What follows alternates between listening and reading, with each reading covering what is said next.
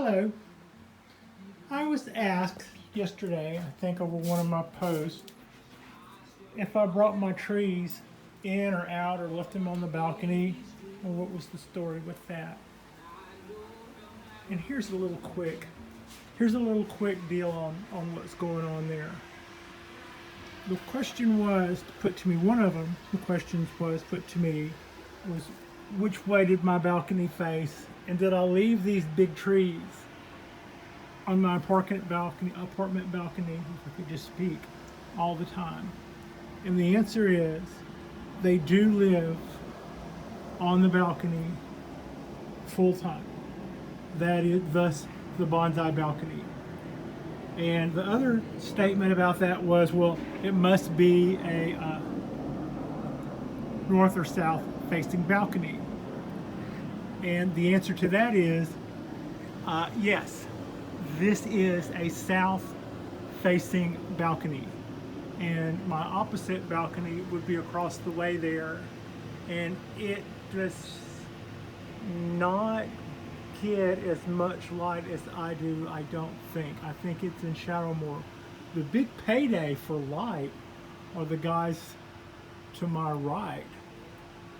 They their balconies, when the sun comes up, it just blasts their place face on, and they get it until it goes over the tops of their head, probably the last 20% of the day or so.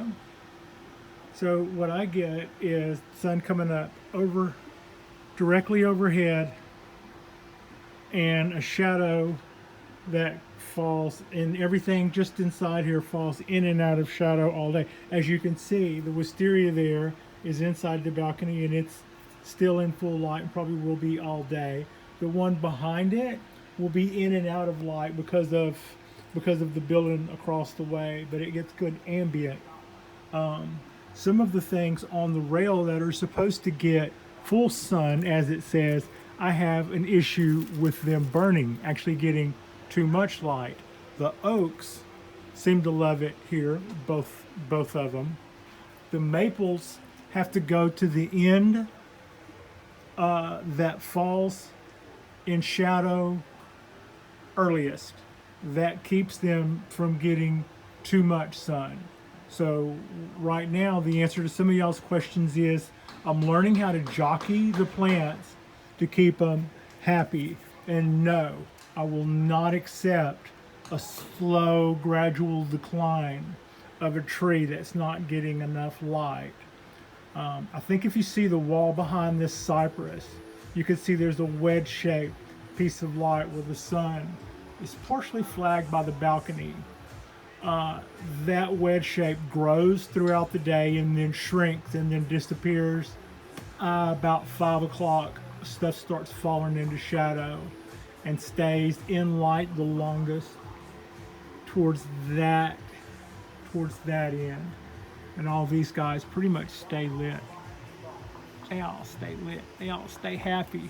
Now, as far as that goes, everything seems to be doing pretty good, and that's, I'm giving it, everything has a reason to think that it should be fine, and we're waiting to see. And so far on my watch, everything seems to be doing well. I haven't had anything look, everything just wants to be fed, everything just wants to be watered, and as long as we're doing that on the right schedule, we're seeing good results with everything. It doesn't look like it's freaking out. It doesn't look like nobody is in death throes.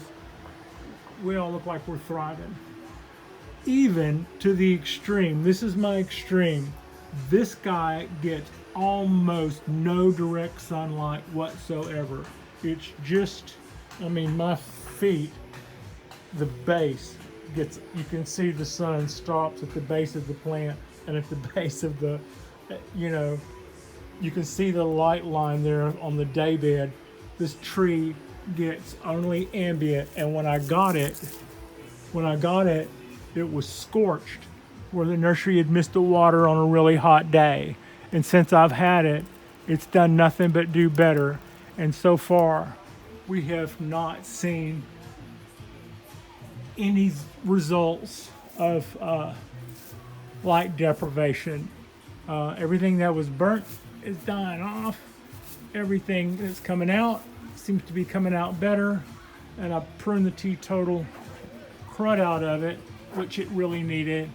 So that's it. It's all kind of a test. This guy is going to get even bigger. Those two are going together in a planter. Those three are. The one on the right is in shade right now deliberately because if you'd have been through what it's been through, you'd probably be in shock too. So I'm just watering it and keeping it in shade.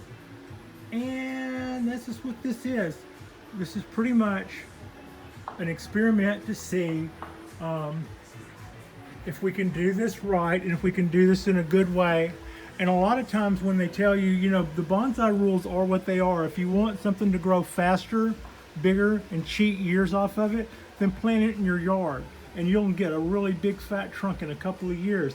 And I know that as well as anybody who has seen the numerous YouTube videos out there would know that. But what do you do if you have a balcony? Well, I'm here to see what you can do if you have a balcony. And that kind of dictated why I did that way instead of putting it in a seed planter and letting all those little trunks make a cake. Because I live in a 1-bedroom flat and I don't want plastic seed containers laying around anywhere. I don't really need things. It's okay to have in training projects, but they need to look presentable if in public, because I don't have a place behind the garage that gets a little sun to stash stuff while it's in training. We all got to be